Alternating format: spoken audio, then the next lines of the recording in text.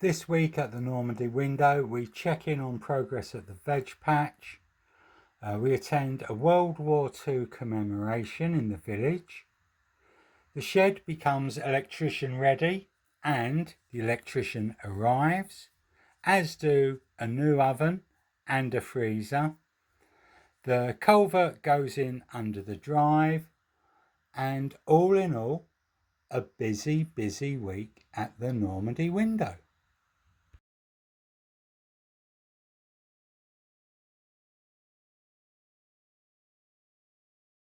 Hello. We are back in the veg garden where I have topped up the nettle feed and just given the courgettes and the tomatoes a little feed. Tomatoes seem to be coming on nicely, but I think they went in the ground too late to harvest anything reasonable this year. That courgette's not doing well, but I'm not fussed. That one's doing lovely. They're doing okay, the courgettes. Again, laid in the ground, but it's more about learning for next year, really. Potatoes are looking good. I love the poppies and whatever the yellow flower is, but in honesty, really I need to get out here and do some mowing. However, there is a channel at the moment. One of the trenches is still in place between me and the lawnmower. I might get the manual out.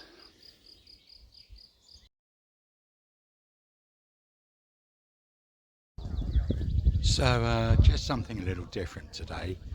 In my village there's a ceremony today for the crew of a British bomber that crashed outside the village in the Second World War, and they're unveiling a plaque, and there's some other activities today as well, and I thought I should attend.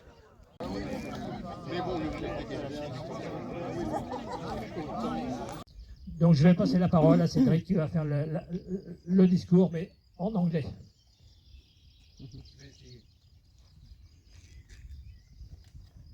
Ladies and gentlemen, we are rated here today, June 3rd, to pay tribute to the 5 airmen who were killed on the June 11, 1940 in the crash of their aircraft in the field along this road.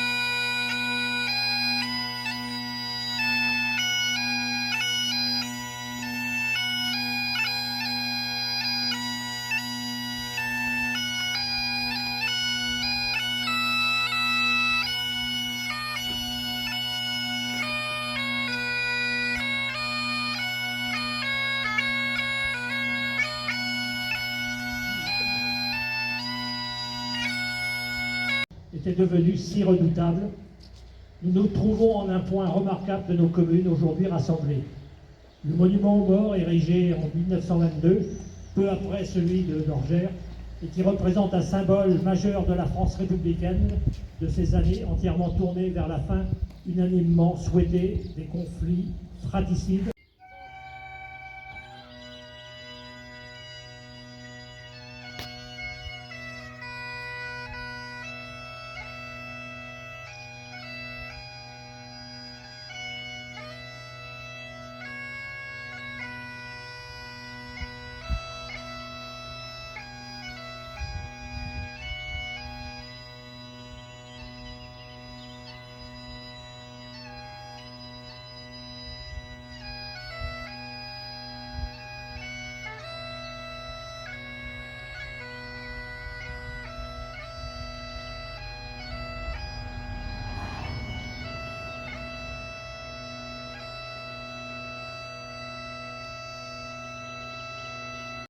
So I was explaining that that day, 11 June 1940, the aircraft that fell here, that crashed here, was belonging to a group of 8 aircraft that took off from Driffield and then Jersey, where they refueled. And they were supposed to fly from Jersey to Turin. And Jersey to Turin, it's this way from right to left. But the testimonials we have says that the aircraft crashed on the opposite side. It was arriving from here, Sirral, and then crashed in this field, exactly where you see the flag, the Union Jack. So we expect that because the pilot, Norman Songust, when he knew that he had some technical problems and that he could not or fly to Turin or fly back to England, tried to land somewhere here in France. And when you try to land, it's better to face the wind to have more potence. And that's probably what he tried to do. And that's why he probably make a large turn over Sirral or somewhere there, and then try to find a field to crash in the field. Fortunately, this large field at that time, that was 4 different fields, small fields, and very probably when landing, he has probably touched some trees or something like this, and that's why there was a big noise that the inhabitants here heard, and an explosion. And we know what follows and the bodies and so on. It's actually a week on from the ceremony I attended, which was incredibly humbling. I think the average age of that flight crew was 23 years old, with an average life expectancy of 6 weeks. And I think back to what I was doing when I was 23, and it certainly wasn't putting my life on the line, like those guys did, ending up paying the ultimate price. Fair play to the old fellas with the flags. Each year they're not getting any younger, and it was hot. That was the day I got sunstroke, and they're out there throughout that ceremony playing their part.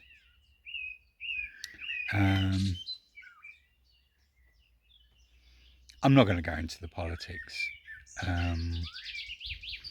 but suffice to say, very humbling, and there's a lot of people that could learn a lot from the sentiments of people who gave their lives for the liberty of others. All right, we grieve for the dead, but we live for the living, and work here carried on.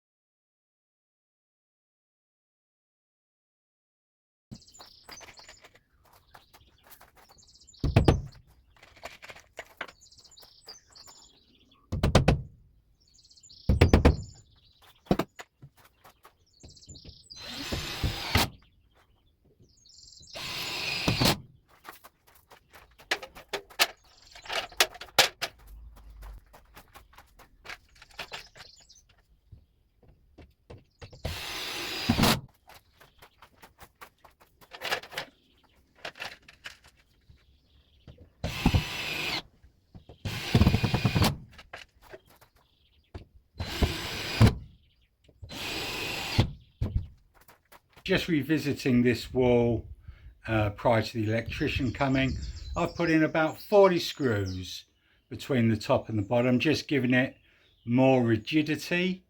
I'm happy now that he's got something solid to fix into. So I think we can have light switch by the door as we enter,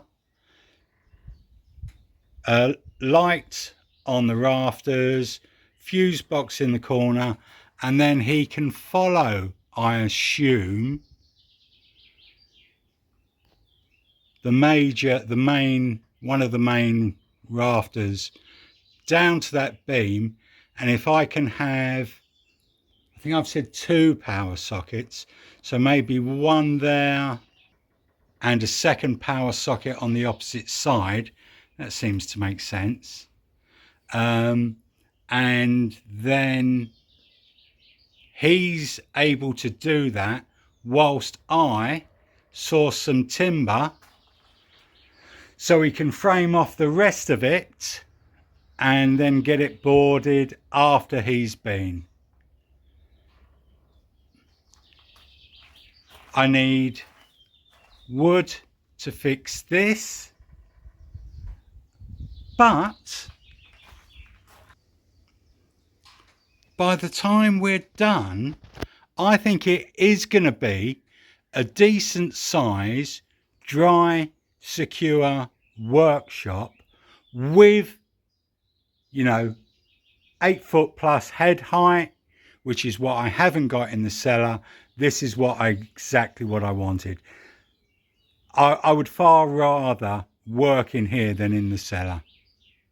The other thing Andrew helped me with yesterday was replacing the rotten rafter or purling, whichever it is. We got that absolutely level, and that has enabled me to remove that, which I've now got to get to work on filling.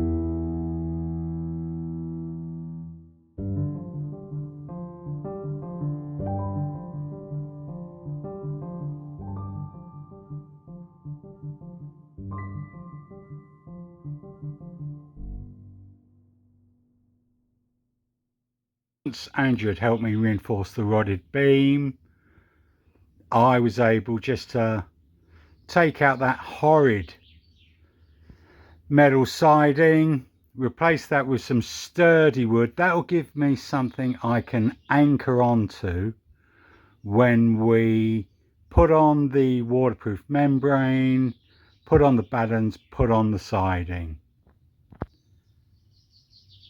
And then, as we made such a good start on the right hand side together, I tackled above the door on my own yesterday, and I don't think it's as good as the work we did together, but I'm pleased with that.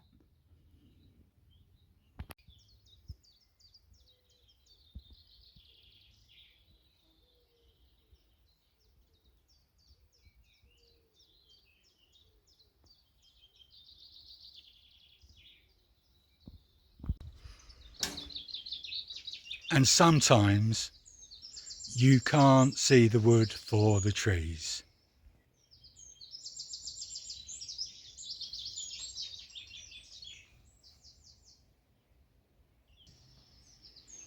No more than 20 metres from the house, we've got a hob. Is it a hob hazelnut? I'm calling it a hob tree. That's what we would call it in Kent, in Sussex. Happy. I need to take care of this tree.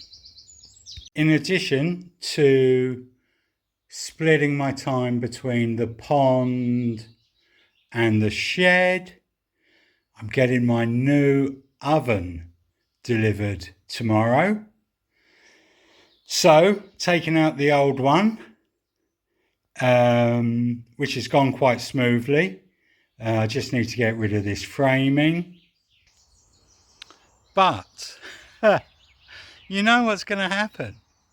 A lorry's going to turn up, say, oh, désolé, can't get up your drive, and I'm going to have a freezer and a heavy oven to somehow get up the drive. Worst comes to the worst. You know, hindsight is a wonderful thing. I could have filled in 2 meters of trench when the bricolage delivery arrived, got the trailer out, saved myself hours, and then probably dug the soil back out of the trench again. However, I am thinking I should be able to get both the oven and the freezer in the back of the car, so if they can't get up the drive, I'll just take the car down to the bottom of the drive, get them to help me on with the items, B2 trips, and then we could unload it into the house. Okay, I've put the old oven on Facebook and I've got someone coming to collect that in 10 minutes. And I've prepped an area for the new oven to go into. Like the rest of the house, it needs decorating. I'll be honest, I love removing from this property because I always feel things are a bit cleaner afterwards. Guess what's happening? La fête arrive.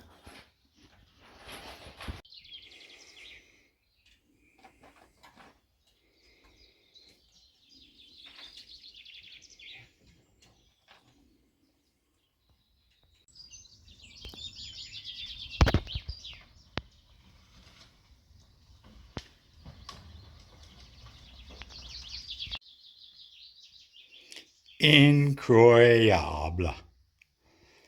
I'm sure I've bought, I think, 4 houses in my life. Every time the owners have said, oh, do you want to buy the oven? Yeah, that'll be fine. This is the first time in my life I think I've ever bought an oven. Very happy. The gas hob is working. The electric ovens aren't, but you know, electrician comes Monday, and we'll get the ovens working. Fantastic. Couldn't be happier. And the guys who installed it, they adjusted the flame to my liking. Really happy.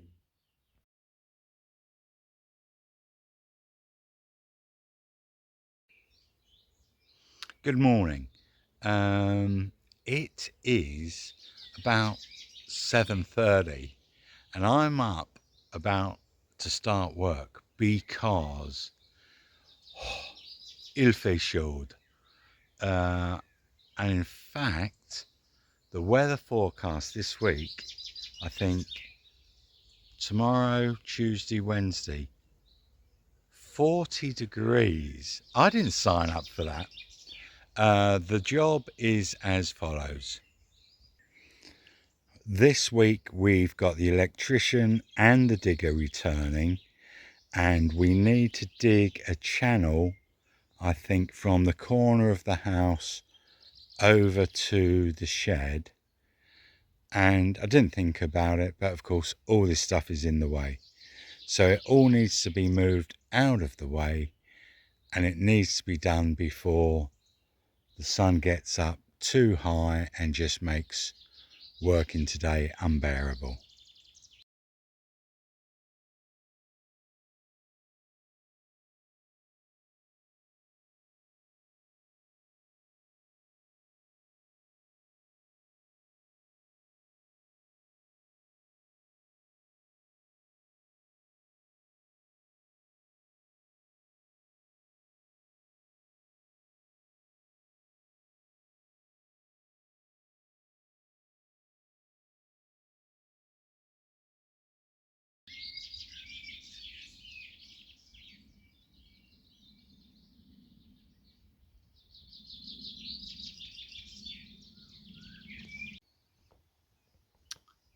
So it is warm.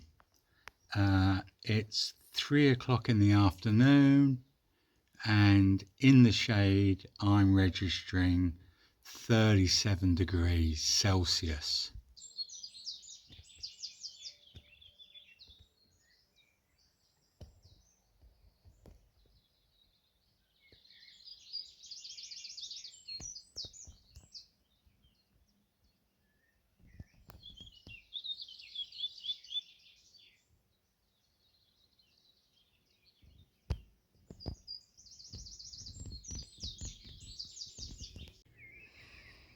So it is 8 in the morning, day 2 of canicule, heatwave, and the first day of me having both electrician and digger here today.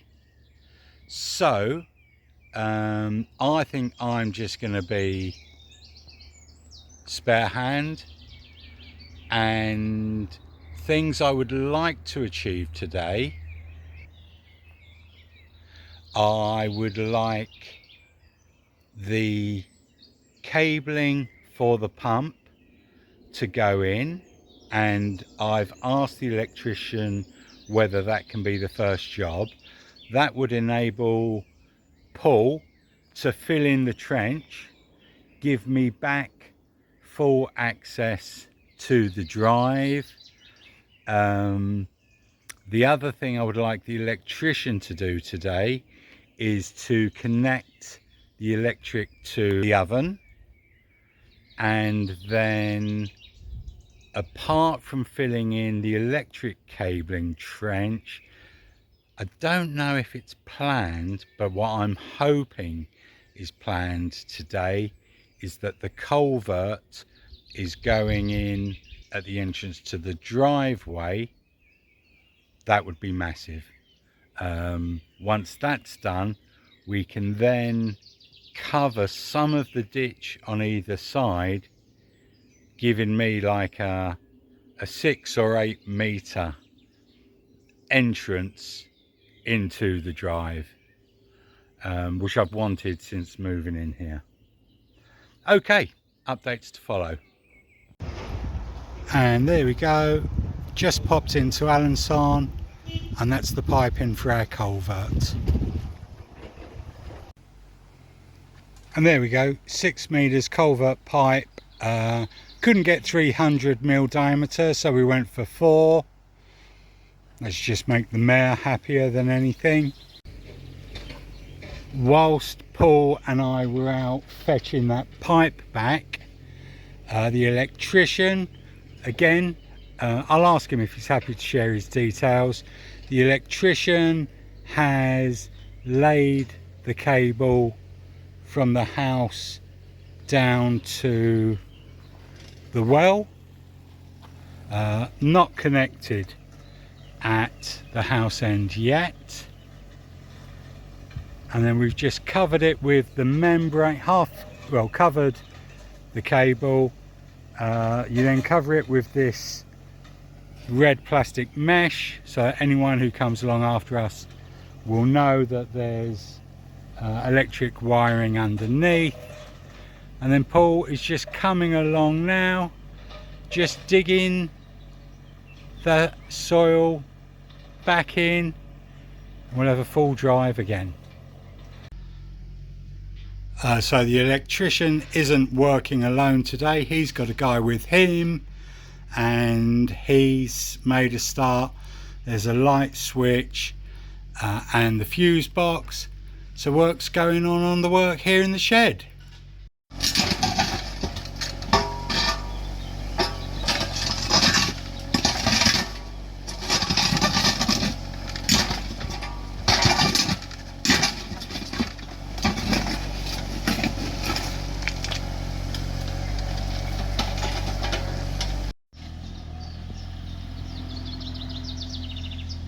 Okay, so our culvert's in place. We've got it about right either side. I think we're ready to start filling in.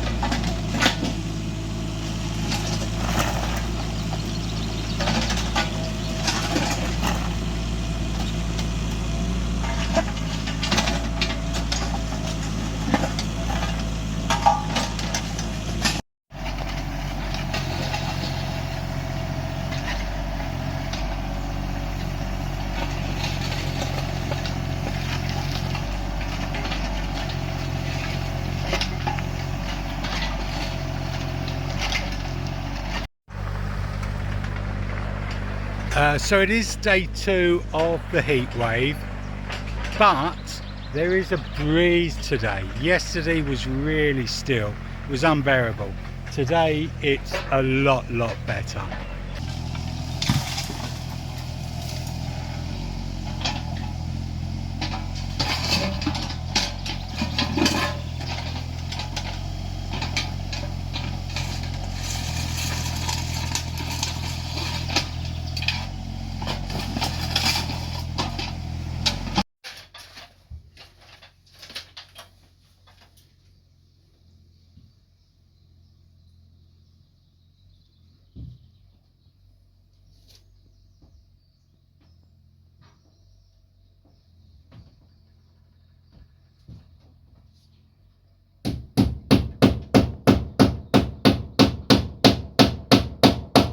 So Paul has finished and gone home for the day. He took out the old concrete culvert, which means I now have 3 new concrete plant pots. What do you think to those?